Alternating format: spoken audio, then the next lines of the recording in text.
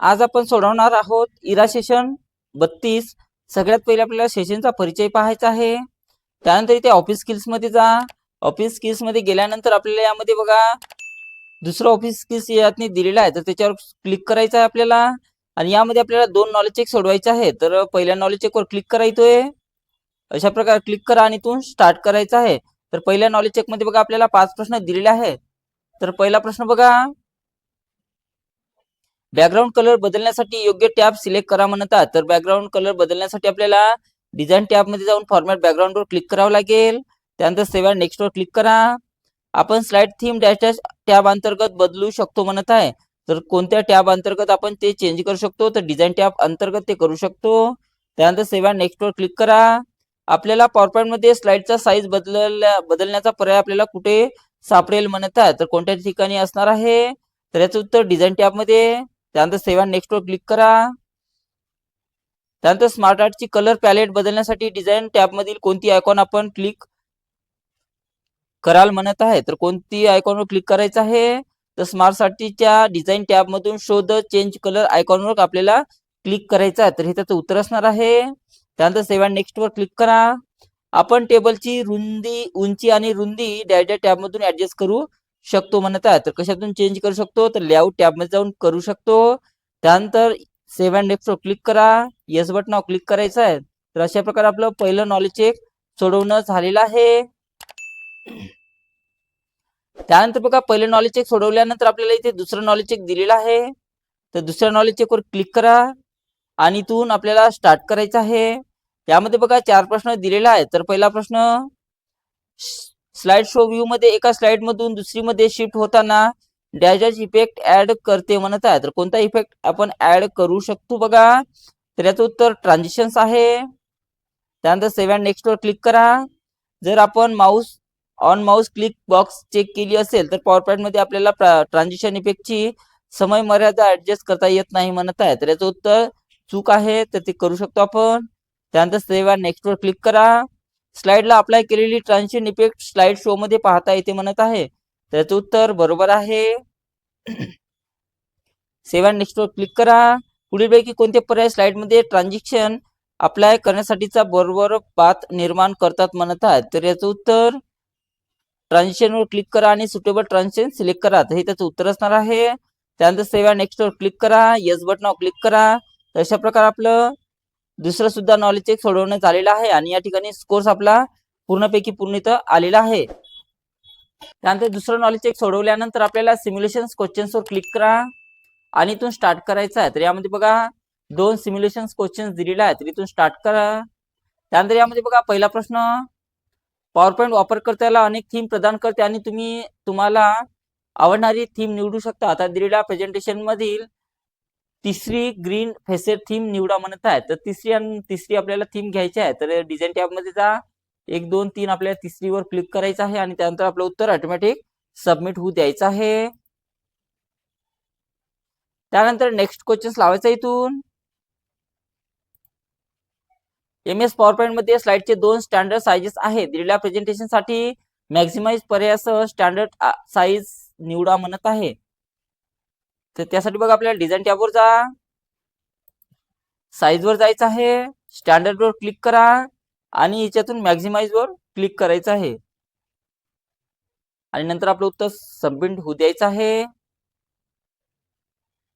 त्यानंतर येस बटनावर क्लिक करायचं आहे। तर अशा प्रकारे आपलं सर्व सिम्युलेशन क्वेश्चन सोडवण्यात झालेलं आहे आणि ते स्कोर्स आपला पूर्णपैकी पूर्ण इथं आलेला आहे।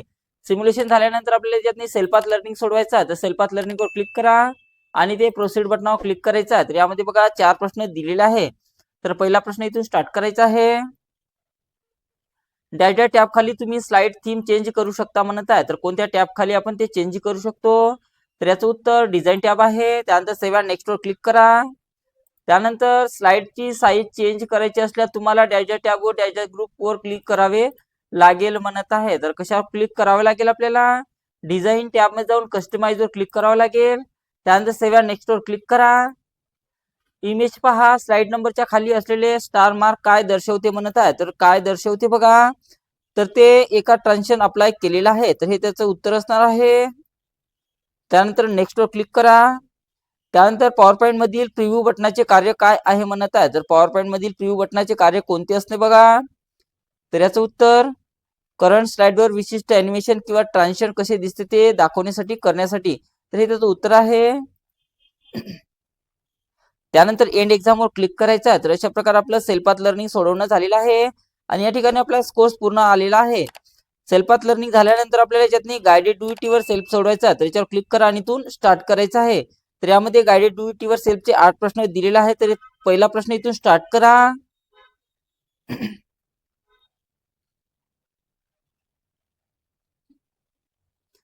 दिलेल्या पॉवर पॉईंट प्रेझेंटेशन मध्ये थीम ऍड करण्यासाठी तिसऱ्या स्लाइडवर क्लिक करा.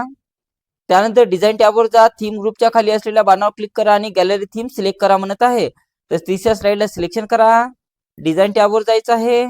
त्यानंतर इथे मोरवर जा. मोरवर गेल्यानंतर आपल्याला कोणत्या नावाची थीम घ्यायची आहे, गॅलरी सांगितलेली आहे. तर या ठिकाणी आपल्याला गॅलरी थीम इथे दिलेली आहे बघा. या ठिकाणी 3 नंबरला आहे. तिथून क्लिक करा आणि त्यानंतर आपलं उत्तर सबमिट करायचं आहे. त्यानंतर इथून नेक्स्ट क्वेश्चन लावायचा आहे.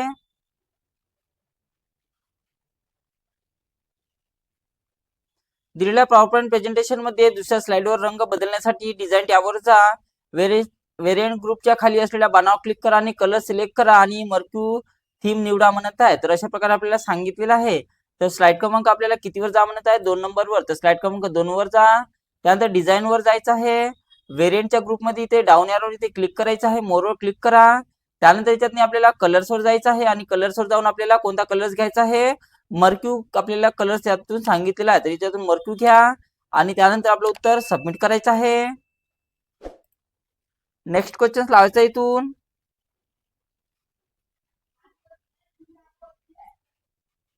तुमच्या कम्प्युटरवरील सेव्ह केलेली थीम लागू करण्यासाठी डिझाईन टॅबवर जा. अधिक ऑप्शन साठी थीम साठी ब्राउज करा, सिलेक्ट करा आणि फाईलला निवडा म्हणत आहे. तर यासाठी बघा आपल्याला काय करायचं आहे, त्यासाठी आपल्याला डिझाईन टॅबवर जायचं आहे. त्यानंतर इथे मोरवर जा. मोरवर गेल्यानंतर ब्राउज थीमवर इथे क्लिक करायचं आहे आणि त्यातून कोणती एखादी थीम घ्या आणि त्यानंतर अप्लाय बटनावर क्लिक करायचं आहे अशा प्रकारे आणि त्यानंतर आपलं उत्तर सबमिट करा. त्यानंतर नेक्स्ट क्वेश्चन लावायचा इथून.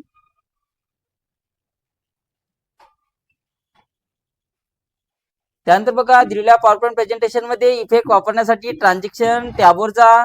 मोर एरोवर क्लिक करा आणि क्लॉक इफेक्ट सेट करा म्हणत आहे. तर यासाठी बघा आपल्याला काय करायचं आहे, ट्रान्झिशन टॅबवर जायचं आहे. त्यानंतर इथे मोरवर जायचं आहे.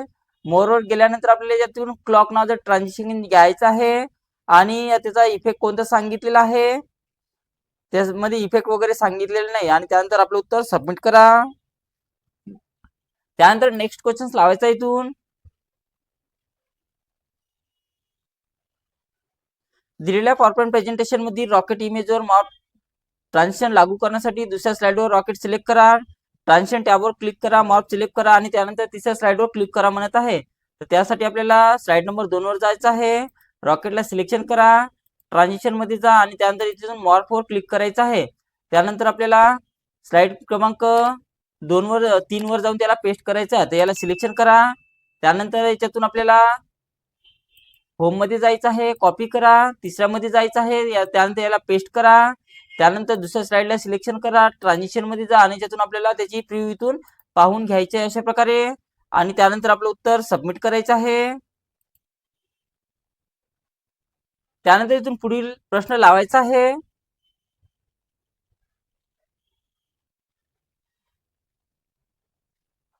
दिलेल्या पॉवर पॉईंट प्रेझेंटेशन मध्ये साऊंड जोडण्यासाठी ट्रान्झिशन टॅबवर जा.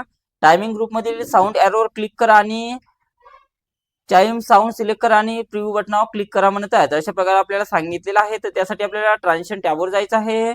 त्यानंतर इथे साऊंड वर जायचं आहे, डाऊन एरोवर क्लिक करा आणि याच्यातून आपल्याला कोणता साऊंड सांगितलेला आहे तो त्या साऊंडवर इथे आपल्याला क्लिक करायचं आहे आणि त्याचा इथे प्रिव्ह्यू आपण पाहिलेला आहे आणि त्यानंतर आपलं उत्तर सबमिट करा. त्यानंतर नेक्स्ट क्वेश्चन लावायचा इथून.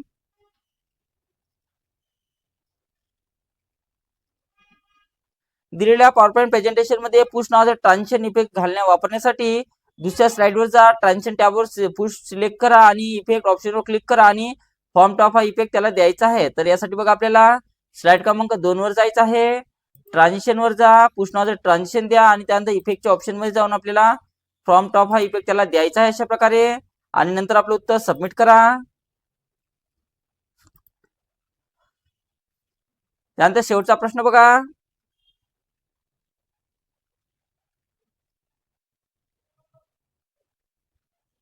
दिलेल्या पॉवरपॉईंट प्रेझेंटेशन मध्ये प्रत्येक स्लाइडसाठी टायमिंग सेट करण्यासाठी ट्रान्झिशन टॅबवर जा म्हणत आहे, आणि ऑन माउस क्लिक अनचेक करा आणि आफ्टर चेक करा आणि वेळ 1 मिनिटवर सेट करा म्हणत आहे. तर यासाठी बघा आपल्याला काय करायचं आहे, प्रत्येकसाठी टायमिंग सेट करण्यासाठी काय करायचं आहे बघा. तर पहिले तर पूर्ण स्लाइडला इथून अशा प्रकारे सिलेक्शन करून घ्या किंवा सिलेक्ट मध्ये जाऊन सिलेक्शन ऑल करून घ्या सर्व स्लाइड. त्यानंतर आपल्याला ट्रान्झिशन टॅबवर जायचं आहे. ट्रान्झिशन टॅबवर जा. त्यानंतर आपल्याला ऑन माउस क्लिकवर क्लिक करायचं आहे. तर याच्यावर आपल्याला राईट क्लिक करायचं आहे. त्यानंतर अनचेक करा म्हणत आहे, तर याच्यातून अनचेक करायचं आहे, त्याला अनचेक करा आणि त्यानंतर आफ्टर चेक करा आणि वेळ 1 मिनिट सेट करा म्हणत आहे. तर आफ्टरवर क्लिक करा आणि याच्यात 1 मिनिट टाईप करायचं आपल्याला. तर आपल्याला याच्यात 1 मिनिट टाकायचं आहे. तर या ठिकाणी आपण 1 मिनिट टाकू शकतो. 1 टाका. तर 1 मिनिट इथं झालेलं आहे. त्यानंतर एंटर बटनावर क्लिक करा आणि नंतर आपलं उत्तर सबमिट करायचं आहे. तर अशा प्रकारे आपल्या संपूर्ण गाइडेड वर सेल्फ सोडवणं झालेलं आहे. त्यानंतर एक्झामवर क्लिक करा. त्यानंतर येस बटनावर क्लिक करायचं आहे. तर इथे स्कोर्स आपण पाहू शकतो, आपला पूर्णपैकी पूर्ण इथं आलेला आहे. त्यानंतर आपल्याला शेवटचं बघा सेशन कम्प्लिशन टेस्ट सोडवायचा. तर याच्यावर क्लिक करा आणि इथून स्टार्ट करायचं आहे. यामध्ये बघा 10 प्रश्न दिलेला आहे. तर पहिला प्रश्न, तुमचे काका एका लहान USB डिव्हाइस सोबत नेताना दिसतात, ज्यामध्ये कामाचे जास्तीचे डॉक्युमेंट साठवलेले असतात. सेकंडरी स्टोरेजची कोणती वैशिष्ट्ये येथे दाखवलेली आहे म्हणत आहे. तर याचं उत्तर पोर्टेबिलिटी आहे. त्यानंतर आपलं उत्तर सेव्ह नेक्स्ट करा. एका कंपनीने मागील 10 वर्षाची लेखा नोंदी एका डिव्हाइसमध्ये साठवून ठेवल्या आहेत, ज्या वीज गेल्यावरही सुरक्षित राहतात. तर कोणते स्टोरेज वापरले आहे म्हणत आहे. तर याचं उत्तर बघा सेकंडरी स्टोरेज आहे. त्यानंतर सेव्ह नेक्स्ट वर क्लिक करा. रवी आपले जुने प्रोजेक्ट फाईल लॅपटॉपच्या USB पोर्टला जोडलेल्या डिव्हाइसवर सेव्ह करतो, जेणेकरून मुख्य स्टोरेजमध्ये मोकळी जागा मिळेल. हे कोणते डिव्हाइस आहे म्हणत आहे. तर हे कोणते डिव्हाइस असणार आहे, एक्सटर्नल हार्ड डिस्क असणार आहे. त्यानंतर सेव्ह नेक्स्ट वर क्लिक करा. नवीन लॅपटॉप खरेदी करताना तुम्ही पाहता की त्यामध्ये 1 TB जागा आहे, ज्यामध्ये ऑपरेटिंग सिस्टीम, सॉफ्टवेअर आणि वैयक्तिक फाईल साठवल्या जातात. तर ही कोणत्या जागा डिव्हाइसचा भाग आपला वापरला जातो म्हणत आहे. तर कोणत्या प्रकारचे असते बघा. तर हे इंटरनल हार्ड डिस्क असते. त्यानंतर सेव्ह नेक्स्ट वर क्लिक करा. त्यानंतर तुमचा मित्र आपली सर्व गाणी आणि फोटो घरी ठेवलेल्या डिव्हाइसवर बॅकअप घेतो, जेणेकरून लॅपटॉप खराब झाल्यास डेटा हरवू नये. हार्ड डिस्कची कोणती वैशिष्ट्ये इथे वापरली जातात म्हणत आहे. तर कोणती वैशिष्ट्ये इथे वापरली जात आहे. तर बॅकअप पर्याय आहे. तर हे त्याचं उत्तर असणार आहे. एक विद्यार्थी 2 लॅपटॉपची तुलना करतो. एकात 500 GB स्टोरेज आहे तर दुसऱ्यात 1 TB स्टोरेज आहे. हार्ड डिस्कची कोणती वैशिष्ट्ये येथे तुलना केली जातात म्हणत आहे. तर यामध्ये बघा क्षमताची तुलना केलेली आहे. त्यानंतर सेव्ह नेक्स्ट करा. तुम्हाला संगणक मोठ्या फाईल लवकर लोड करावा असं वाटतो, तर कोणत्या हार्ड डिस्क स्पेसिफिकेशनकडे लक्ष आपल्याला द्यायला पाहिजे म्हणत आहे. तर याचं उत्तर बघा. तर याचं उत्तर जास्त RPM असणार आहे. त्यानंतर सेव्ह नेक्स्ट वर क्लिक करा. त्यानंतर बघा तुमचे शिक्षक सांगतात की हार्ड डिस्कचे नेहमीच डिफ्रॅगमेंट केल्याने ती नेटकी आणि जलद होते, तर ही प्रक्रिया कोणासारखी आहे म्हणत आहे. तर याचं उत्तर नोट्स नीट लावणे हे त्याचं उत्तर असणार आहे. शाळेच्या लॅबमध्ये संगणक सुरू होऊन प्रोग्राम लोड होण्यास खूप वेळ लागतो. तंत्रज्ञ हार्ड डिस्क ऐवजी SSD बसवण्याचा सल्ला देतो म्हणत आहे. तर का म्हणत आहे. तर याचं उत्तर बघा SSD वेगाने काम करते, कारण त्यात हालचाल करणारे कोणतेही भाग नसते. तर हे त्याचं उत्तर असणार आहे. भ्रमंतीला जाताना तुम्हाला खिशात मावेल आणि सहज तुटणार नाही असे पोर्टेबल डिव्हाइस न्यायचे आहे. तर कोणते डिव्हाइस आपल्याला सर्वोत्तम ठरेल म्हणत आहे. तर कोणतं डिव्हाइस असणार आहे. तर याचं उत्तर USB फ्लॅश ड्राईव्ह असणार आहे. त्यानंतर सेव्ह नेक्स्ट वर क्लिक करा. येस बटनावर क्लिक करायचं आहे. तर अशा प्रकारे आपलं सेशन एंड टेस्ट सोडवणं झालेलं आहे, आणि अशा प्रकारे आपल्याला इरा सेशन 32 कंप्लीट सोडवायचं आहे.